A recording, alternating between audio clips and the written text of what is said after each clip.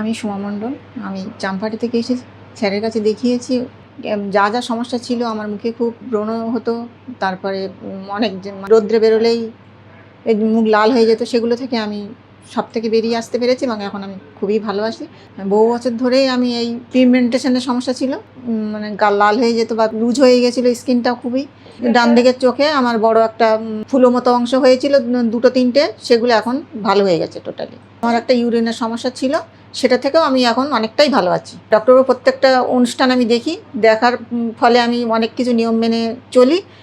আর তার জন্য আমি শারীরিক দিক দিয়ে যেমন মানে উপকৃত হয়েছি, ভালো আছি, তেমন মনের দিক দিয়েও আমি অনেকটাই বল পেয়েছি এবং ভালো আছি। মানসিক দিক দিয়ে আমি অনেক জোরও পাই স্যারের কথা শুনে। ডক্টরবাবুকে অনেকটাই আমি ধন্যবাদ দিতে চাই এই কারণে যে আমি আগে এই সমস্যা নিয়ে অনেকের কাছে গেছি, কিন্তু সেইভাবে কোনো রেজাল্ট পাইনি, যেটা আমি ডক্টরবাবু এখানে ট্রিটমেন্টে থেকে আমি এখন ভালো আছি, অনেক ভালো আছি। তাই জন্য স্যারকে আমি অনেক অনেক ধন্যবাদ দিতে চাই। নমস্কার।